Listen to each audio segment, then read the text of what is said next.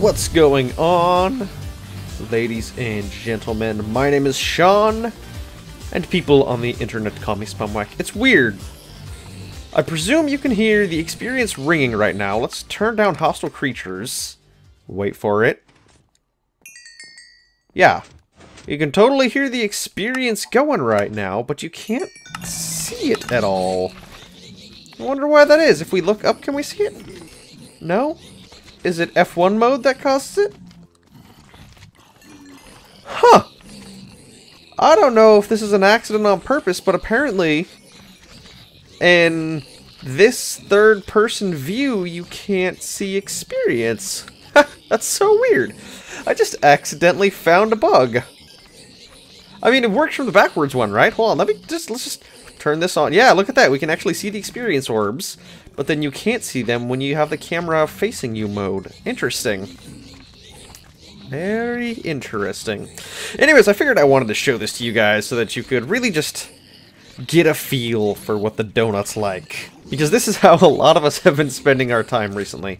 I appear to be the only person online. I do have a death after that wither. So sad. I got 2 deaths now. I was hoping to go for 0 eventually, but it's a lot of effort to worry about having absolutely 0 deaths over a long period of time.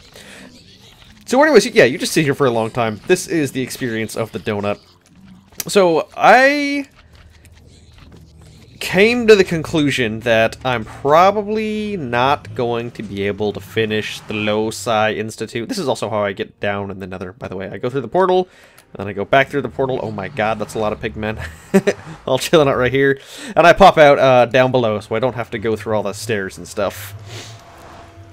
Anyways, I came to the realization that I really strongly doubt I'm going to finish the Loci Institute even before this weekend, just because of what I have planned for it and the sheer amount of effort that's going to go into it.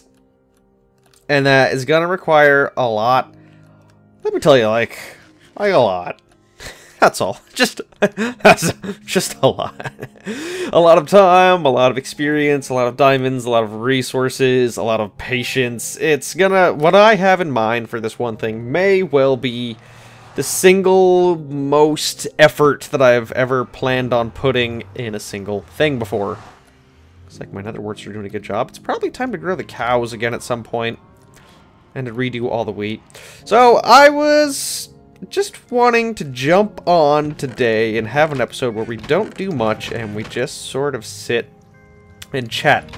And chat about something that is on my mind a little bit while I go about my daily chores. But before I do that, I want to do some enchanting because I know this is going to be insanely distracting. So I made this guy Vaseline because he was supposed to dig through just like fish on butter, you know, just wet and it's supposed to slide through the stone, which it did. You know, efficiency 5 unbreaking 3 is supposed to last a while. And it was supposed to utilize the 1.8 notion that once you rename something, it resets the enchantment repair counter. What are you doing, dude? You want to get out? There you go. There you go. You can get out of the way of the door. But I have not repaired this one single time yet. You toss it in, too expensive. That's it. And that was even after renaming it. So I can unname it now. Actually, I'm curious, because I didn't realize I could do that. Hold on a second. I'm testing possible glitches or bugs with their system. I'm a little short on diamond. I gotta show you guys what's going on down below. I want to see this first. So let's get rid of your name. Your Vaseline is going to be 40 levels of experience, because I can't repair you. No, too expensive. Too expensive to repair, even without trying to change the name. Too expensive. It's just done. I screwed the pooch on that. And I renamed it. I had full health, full efficiency. I renamed it once it was done, and now it should be good to go. But of course it's not. So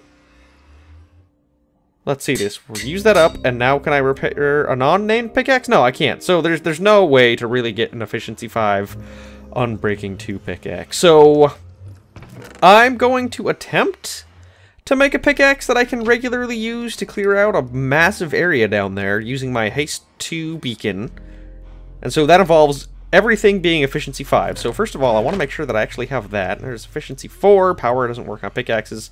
And efficiency 2 and efficiency 4. Where is some unbreaking? So that'll get us up to 3. And I think that is honestly it for my efficiency. And unbreaking 2 is what I want. I said, there we go. A little more efficiency in here. You're 2, right? Yeah.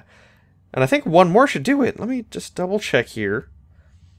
I don't think I have one more. Nope, I do not. So let's combine what we have right now. Let's mix together efficiency 2 and efficiency 2 to make an efficiency 3. Unbreaking 2 is going to go on this pickaxe practically immediately. We need the lapis, and we need efficiency 4, efficiency 2, efficiency 3. So if I get a level 2 or any 2 level 1s, we should be good to go. So we got the lapis in the books.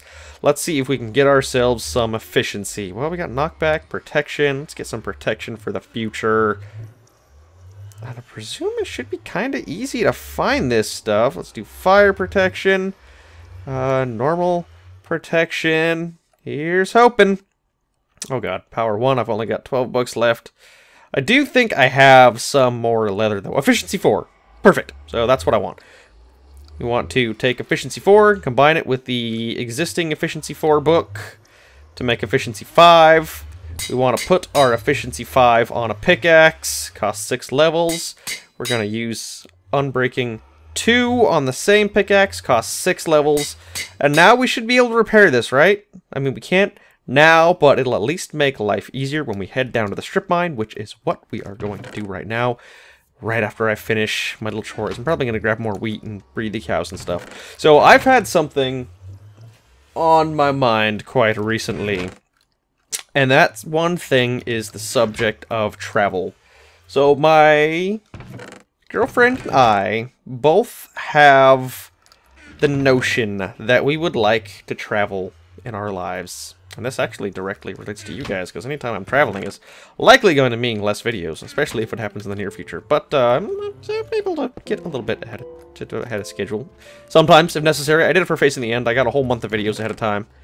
So, it's not totally impossible, but it doesn't have that live audience interaction feel that I definitely go for. So this is something that does relate to you guys, but since it's on my mind, I figure it's just only fair to talk about it. So, it is a pretty big, I guess dream is the word, of people to want to travel a lot in their life. And as someone who likes to think of myself as a critical thinker, I find myself wondering, what is it about traveling that seems so desirable? I'm not sure why. I mean, especially if you like home. But I personally, I quite like home. America's a pretty cool guy, if you ask me. You know, you can eat lots of delicious food, you have internet, you have warmth and shelter and reliability and a vehicle and an income and skeletons attacking you. Ooh, you missed that shot. That was not the shot to miss, skeleton. And he's so slow in water too. Neat stuff. So those are some of the things that are missing when you go traveling. Those things that I mentioned, you know, basically comfort. And I've done my share of traveling. Of course, I've done a little bit. That's sort of why I like it. That's how I got a taste for it. I spent a good 25 days traveling around Europe, and these last even few months or so, I feel weird. If I haven't, like, I feel claustrophobic if I have not left my city for a long period of time. In a long period of time. There's so many zombies. Whatever. They can just suck it. That's the reason I sort of went to Arizona a while ago. Prior to that, I had gone to somewhere else 2 hours away. Not quite traveling, but still counts as just getting out of where I'm from. And I'm not even from the place I live right now. I mean, this was traveling when I first moved here, and now it just doesn't count as traveling anymore. Dude, I really like living in a swamp and having Depth Strider on your shoes, because you're basically every monster is like stuck in the mire and the mud while you're just running along. It's nice stuff. Nice stuff. So this got me thinking, like, what exactly is it that makes people enjoy traveling? And is that something that you get every time you do travel? Now, when I think of the notion of traveling, I think of going to Not necessarily exotic new places. It doesn't have to be exotic in my mind. Just having new experiences. I am a fan of new experiences. I generally tend to laugh when terrible things are happening because I've just out of... I'm not trying to brag right here. I don't know how else to put this. Like, I've sort of learned to turn everything into a good situation. Even... Oh, wait, baby cow. Even if it's not a great situation... I've learned to laugh it off because I know it's gonna make a great story later. So that's sort of what happened with the most recent trip to Arizona when we had a god-awful time trying to get there. We had, you know, a car breakdown, a cop had a vehicle drop itself on a cop's leg, so I'm pretty sure he broke his leg. Got a speeding ticket, and it was not necessarily, it wasn't like super exotic outside of America traveling, but I do count it under the traveling umbrella, if you will. This is the right one, right? Efficiency 5 and break 2, yeah. Because it was putting ourselves in a new experience in a new place with new people in order to have the experience, for better or worse. And I think that's what a lot of people associate with travel, is having new experiences for better or worse. And it makes me wonder, why are we in a first world country so starved for a new experience, for just anything to break the monotony, that we're basically willing to sacrifice a huge amount of comfort to do so? And before I continue, I want to say, so I've been working on building this, this is a strip mine. What I've been doing down here, this is a branch mine. What I want to build for the Loci Institute is going to be a massive strip mine. So I've got, so far, this set up. I've been saving all my ores just for the heck of it, just because it looks fun. Got efficiency 5 on this guy, and we're probably just going to continue to tear through this joint as I find where all these freaking monsters are spawning. And destroy that so we don't have to worry about that in the future. So, people wanting to sacrifice their own comfort to travel is something that I definitely do. Oh, I was supposed to kill you. And I think, personally, it stems from the fact that as humans, we tend to be... How do I want to put this? How do I want to say this? We shoot ourselves in the foot. We make life too easy for ourselves, and then we want to get away from the easiness temporarily because it makes a fun little aside. And this was all prompted by, well, many things. If you've been watching me for a while, you know that I watch Survivor Man. I mean, Les Stroud is a pretty cool guy. That's the second time I've said that today. I watch Survivor Man. I really like the idea of living out in nature, and I really like the idea of, like, living on a desert island.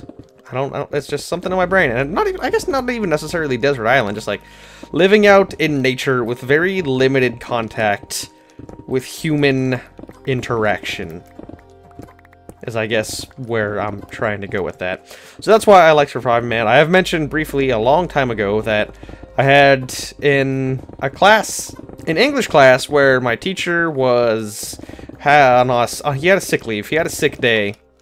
So we couldn't teach, so we had basically a last-minute sub who had no idea what the itinerary was for the class, and he basically was just a babysitter. Everyone knew it at the time, and it's just, like, especially obvious. We had our hunches at a time, like, we don't think he actually knows how to teach. We think there's just a guy in this classroom who's here for legal purposes. So he, quote-unquote, had us read a book. And when I say had us read, I mean, say, he told us that we needed to be reading in class, but he didn't actually care if we did or not, and we never got tested or quizzed on the knowledge of this book. Also underlies some of my frustrations with the education system, because one of the few things that I never got graded or tested on was one of the things that I was most interested in, and that was this book. I still remember the book. It was called The K. It was about a kid who was stranded on a desert island with an old blind man, and it just was the tribulations of their survival. So that's sort of my backstory into one of the first times I realized, like, I really like this idea of just, like, survival. I think that's one of the reasons that I really just started loving Minecraft, is because it feigned that feeling of survival when you're just out in the wilderness and you have to make your own way among the elements. So, I've been browsing Reddit a little more recently than I used to, and one of my favorite subreddits is the documentaries subreddit. I've been browsing a lot of documentaries, and if you do browse Reddit, you probably already know where I'm going with this.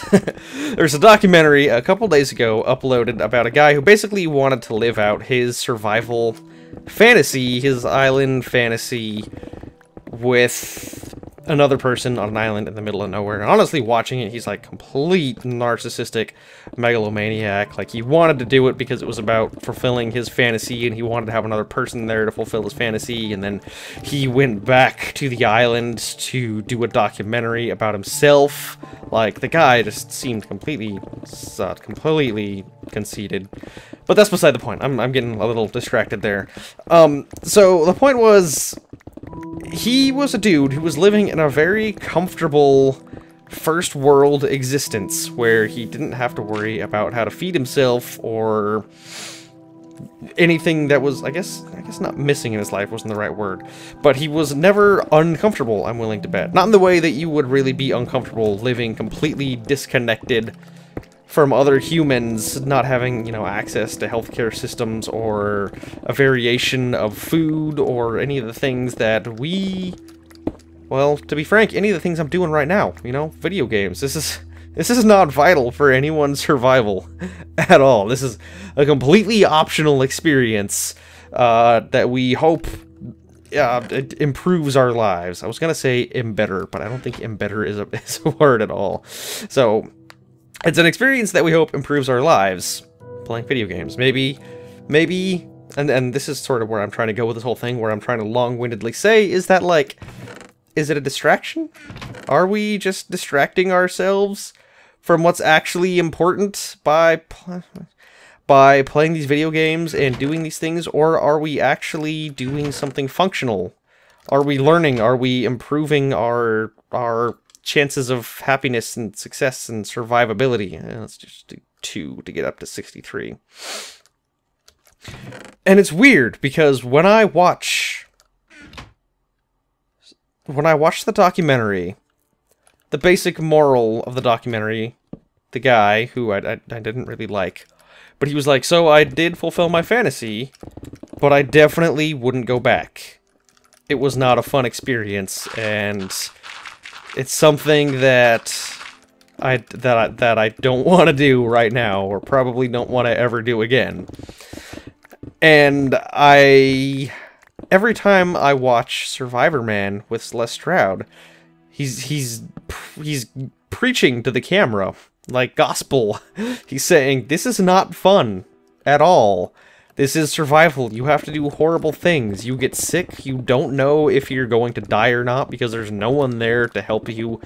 You know, random animals can kill you, whether they are predatory species, mountain lions or jaguars that are hungry enough to try and feed on humans, or an insect that you get bitten by, or a fish that you accidentally step on that has an extremely potent toxin. It's just not a fun experience. Yet myself, and I feel like I'm not just speaking for myself here, because from talking to other people, this is not an isolated experience, but even knowing all that, and knowing all the things that people say, it's still something that I kind of want to do.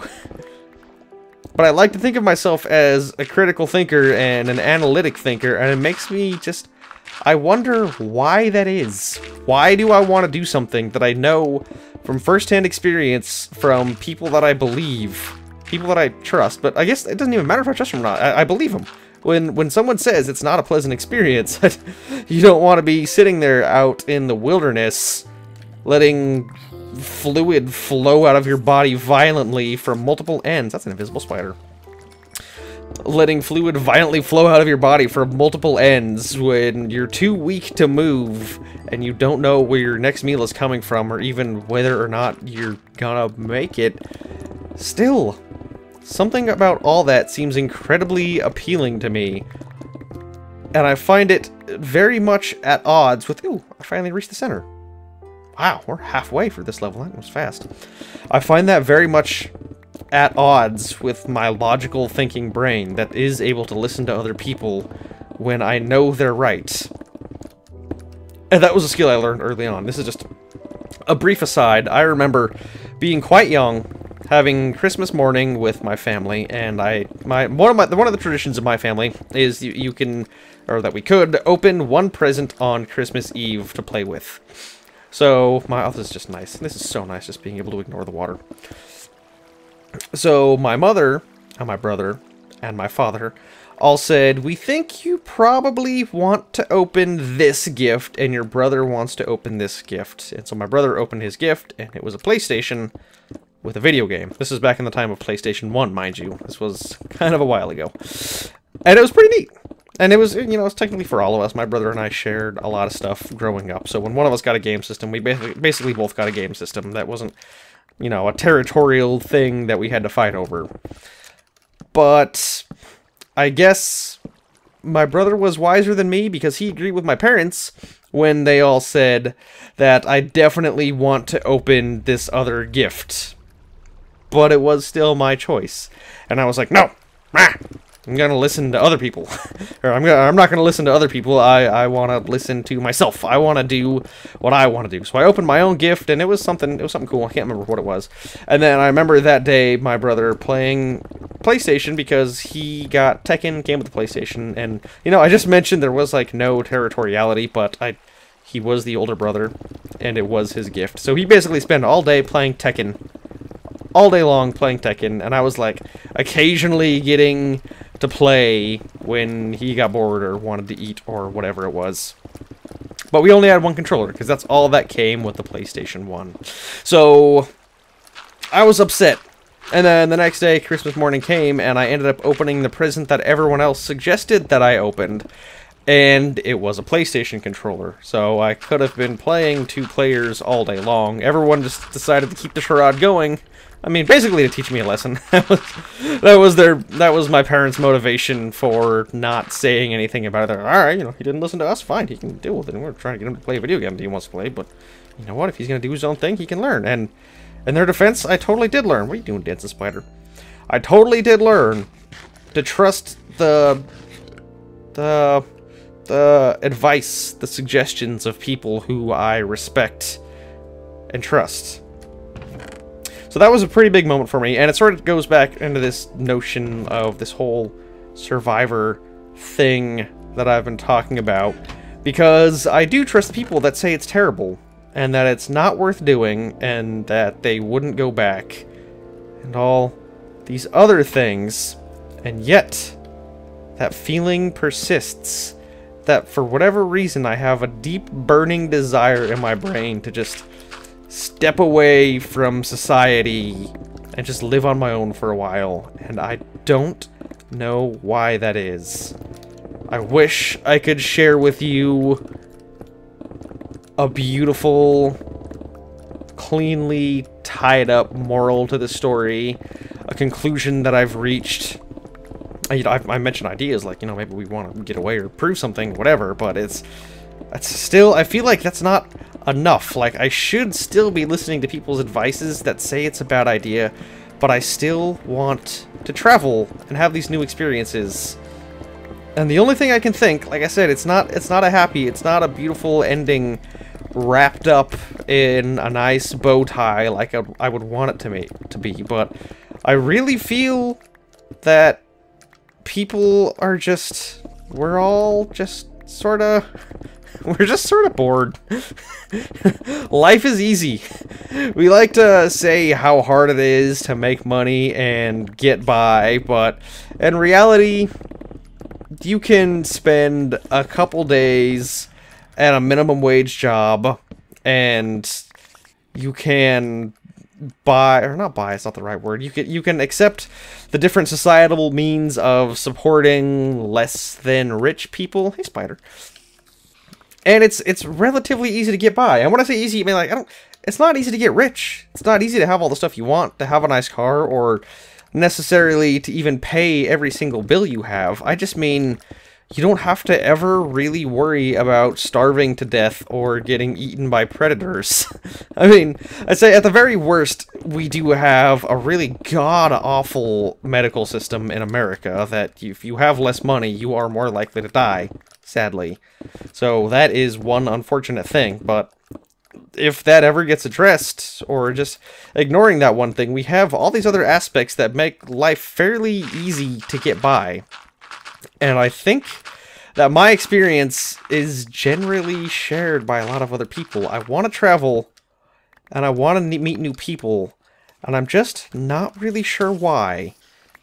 And I'm not sure why because I'm not a social person. You would never guess it by watching my videos, because I'm up here talking and, you know, I've got a couple thousand viewers watching my videos, and it seems like, oh man, he loves talking to people and getting along with people, and it's true. I do love doing all that stuff from the safety of the internet, and I do love, you know, getting along with people in real life, but for the most part, I'm just sort of awkward in real life. Awkward's not the right word. I'm not awkward, I find it hard to engage in small talk. That's all. I think that's probably the most accurate depiction that I can possibly talk about. I just don't really care about people unless they're close to me. And having traveled to other countries and had the ability to talk to people from those countries and talk about their experiences and what their life is like, I am ashamed to say that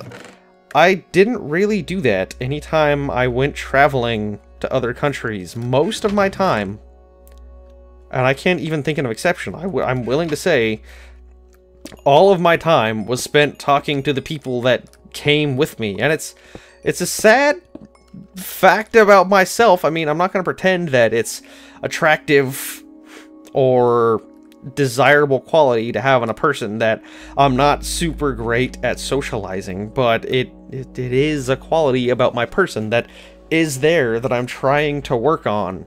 And just quite recently, I remember to bring up the traveling and oh, this here you go. This is I guess gonna be the closest thing to a bow tie that ties this all together if you've been paying attention to my entire experience, which I've used up my entire diamond pickaxe. Let's see how much experience it costs to repair this. So, when I was coming back from Arizona,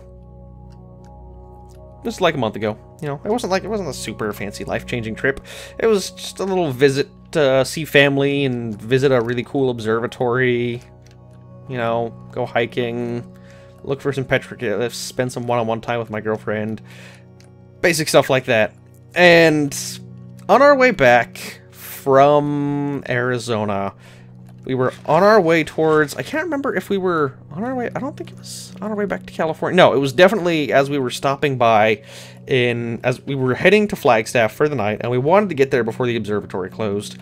We were driving down the freeway, and we saw a little sign that was like petroglyphs, 11 miles off in this direction, 11 miles off of the freeway. And we thought to ourselves, you know what? I'm not in a huge hurry right now. It's a repairing moment of truth. 3, so it'll cost 10 levels of experience, I think. Can I? Yeah, I'm probably just going to do that. I don't even think I'm going to rename this thing, just because renaming hasn't worked out for me. So that costs 10 levels. Hold on a second. So if I want to repair it again, that's... it's already 16 for 1. Jesus. Nah, I'm not going to play with it at all. I'll focus on comments. Anyway, so I'm in Arizona. And we decided to check out some petroglyphs. How do we go check out? There's like a little mound. Lots of petroglyphs. And it is really neat looking. And there's a guy there who started talking to me when I had my camera. He's probably a kid, maybe. Well, I guess not a kid's not the right word, but in my increasingly old man perception, he was a kid, probably 17, 18 years old. And he was like, "This is really cool, right?" And I was trying to take a picture of a petroglyph, and I was like, "Yeah, it's pretty cool." And then he was like, "You know, there's some more of these, 30 miles east of here. We just checked those out. They're really neat." And I was like, "Okay, neat." And in my mind at the time, I was thinking, why don't I have cinematic camera? I was thinking, dude, I'm just trying to take a picture right now. I don't know why you're trying to put me in a dialogue, in a conversation. which is hold on a second before you pass judgment completely. I mean, you're totally allowed to pass judgment. But so he was like, all right, well, we're probably gonna head that way. And in my mind, I was like, I'm trying to take pictures of something. So thank God this guy's leaving. And he left, and immediately afterwards, I was like, all right, there is this other person. I'm trying to like put myself in this new place to meet new people. You know, that's part of the experience of traveling. And yet, in this time, when I'm not in a hurry, I'm not doing anything important, no one else is ever going to see it, I'm still focused on myself and what I'm doing, instead of living in the moment and letting myself engage with this other person and actually experiencing a different semblance of reality. I'm still shutting people off and trying to live in my own reality. So that makes me wonder, like, ideally I say I want to travel and meet new people, but then once actually exposed with the prospect, I've proven to myself on 2 occasions that it is my nature. It's not what I want to do, and it's not who I want to be, but it is in my nature to just shut other people off and do my own thing. And it makes me wonder why I like traveling so much, and why I tell myself I like that. But ideally I do. I look back on that and I felt bad. I was like, I don't just feel bad for my own sake, I feel bad for the guy who was talking to me. I was like, oh, he was just trying to have a friendly conversation, and I was just being blunt and sort of a jerk about the entire thing.